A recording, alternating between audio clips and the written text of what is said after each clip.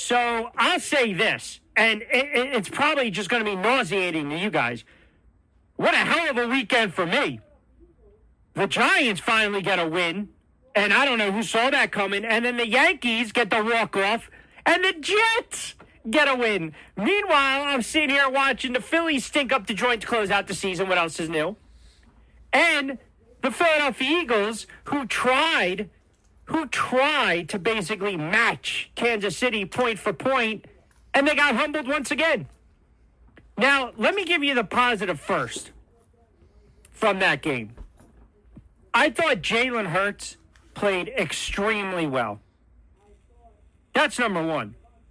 I think he played extremely well. A couple plays, he'll learn. You know, look, you're going to throw the ball away on fourth down. You might as well just chuck it up because a pick is as good as a punt. You're not giving up the yardage. I thought Devonta Smith played very well. 7 catches for $122. Hurts, 32 of 48, 387, 2 touchdowns. They had to throw the ball. I thought Gainwell had a nice little game, good contributions. And I thought Wilson was pretty active defensively. Those were some of the positives. Some of the negatives, again, if you're a Philadelphia Eagles fan, is that this team is just ridiculously undisciplined. Very undisciplined. And there's no way you can win in the NFL when you have penalty after penalty after penalty after penalty. And that's exactly what we're seeing right now with the Philadelphia Eagles.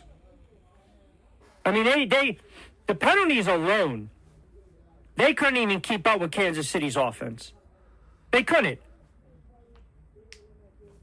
You can't have a game where you get a touchdown negated by a penalty. The Philadelphia Eagles had not 1, not 2, but 3 touchdowns negated by a penalty and settled for field goals 3 times inside the red zone. Now, am I going to sit here and tell you they would have won that game? Not the way Mahomes was playing, tossing 5 touchdown passes, shovel here, shovel there, flipping all over the place. Kansas City puts up 42. Philadelphia Eagles secondary and their defense stinks. They have 0 pass rush, and I cannot defend Fletcher Cox, who I don't even know if he's playing. And I know people want to get me on the, well, he gets double teamed sometimes. So what? So does Aaron Donald. Make some plays, will you? And you still have the same culprits making penalties. Week in, week out, week in, week out. They don't run the football. They look lost back there. And you got the head coach who looks like he's already aged.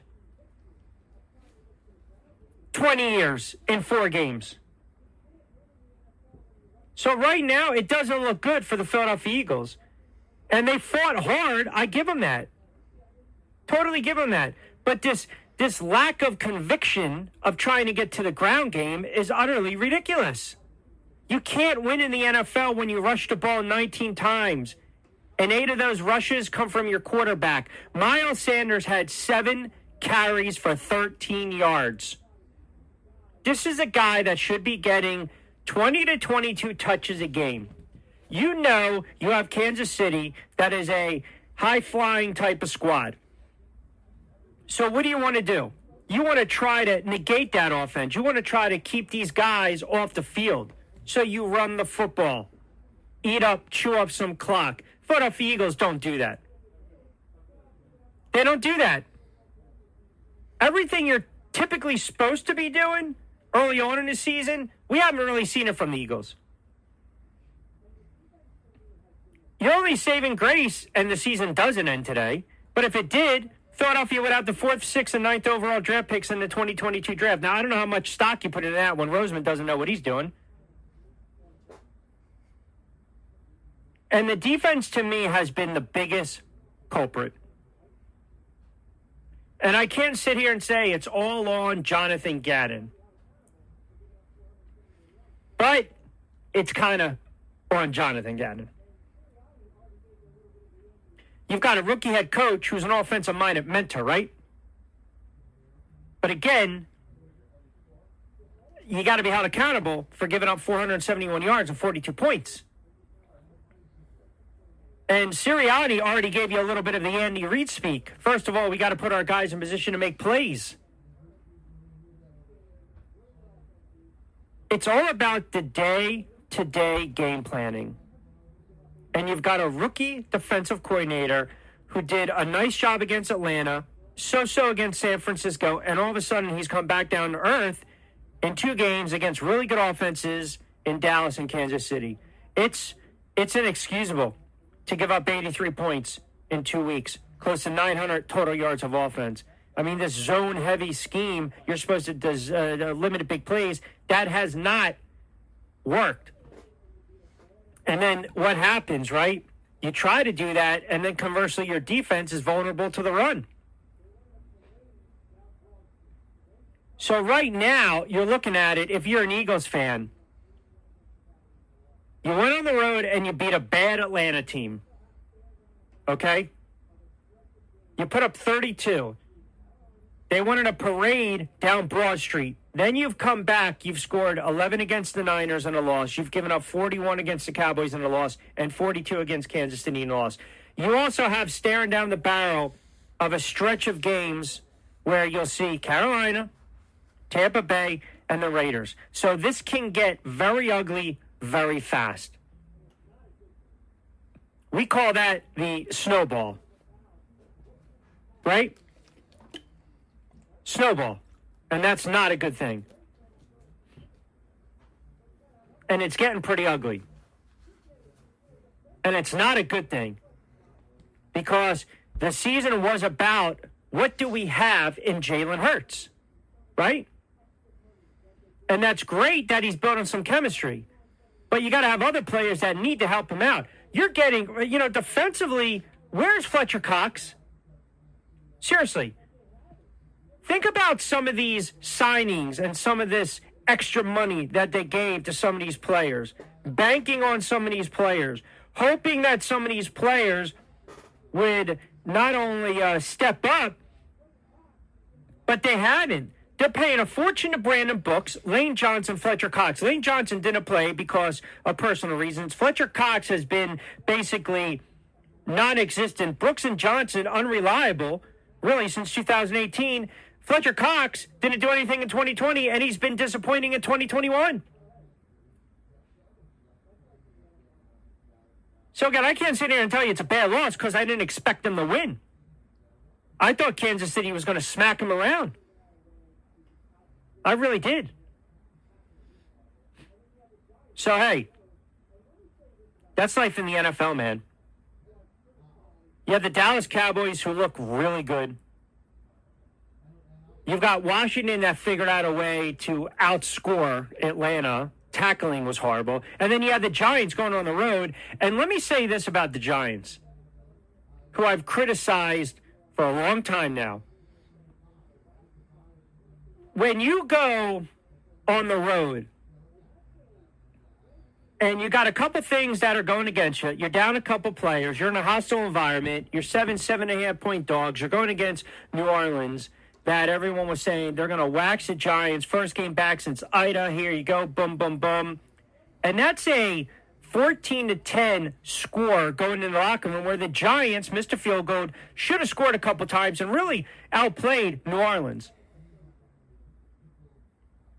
And when you go to the fourth quarter of that game with about 7 and some change to go, and the New York Giants are down 21-10. Now we're talking 11 points with the Giants, which is almost like 30-something points. Daniel Jones calmly gets them going. Big plays to Saquon for the long wheel route touchdown. They get the 2-point conversion.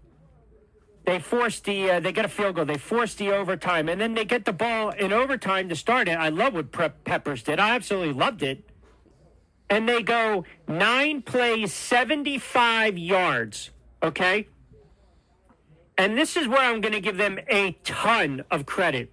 They only had 1 third down in that drive. It was a 3rd and 5 at the New Orleans 29, and they went for broke It was Galladay for 23 yards, and then first and goal at the New Orleans 6. Saquon barrels over. Game over, 27-21. Upset. Huge win for the Giants. Typically, teams that lose close games are bad teams. Give the Giants a ton of credit. Now, can they build upon this? We'll see. But Daniel Jones, flat out brilliant. He grew up in that game, 28 of 40, 402, a couple touchdowns. I don't care about the pick at the end of the half. Funny, though. Some of the clown beat writers that cover the Giants, I mean, these guys are a bunch of jackasses, some of them. If that was Manning who threw that pick at the end of the half, they'd make note of it. But for Daniel Jones, they had a highlight that it came at the end of the half on a Hail Mary. Saquon looked apart, still a little nervous with the defense. Galladay, big game. My buddies were asking me, do I start him? I said, go with him, 6 for 116. And Kadarius Toney, give this kid the ball in space, 78 yards on 6 catches on 9 targets. So, all in all, that's a nice win for the Giants. Finally, you get one. You can make the case they should be 3-1, at best 2-2, but they've got some meaningful games now coming up, and they have a brutal stretch too. Don't get tested again at the Cowboys, the Rams, the Panthers, the Chiefs. So that the good vibes, the good feeling of that win might only last a week. Kind of like with the Philadelphia Eagles. You got the win to open up the season. Everyone felt pretty good. And then you lose to San Francisco, and you get waxed your last 2. So, again, that's the NFL. We'll go through it with Johnny Mack on the other side, football in the 20s. We'll crank it up. We'll get you guys involved on social media, at Rich Q on Q, at 1490 Sportsbet. We will get into the Urban Meyer situation in about 20, 25 minutes. I've got some thoughts on this, and we will definitely dive into some baseball. Not a bad weekend if you are a New York sports fan. And how about tonight? I mean, I'm just getting a little nervous here, right? I don't want to see Cole struggle a little bit and he gets the early hook, but this is why you pay him the type of money that you pay him. Yankees minus 130. Total number is 8 on the run line. Yanks, Red Sox. Need I say more? 20 past 4 o'clock hour. Quick time out. We're just cranking up on a Tuesday edition of BYP right here on AM 1490 Sports Betting Radio.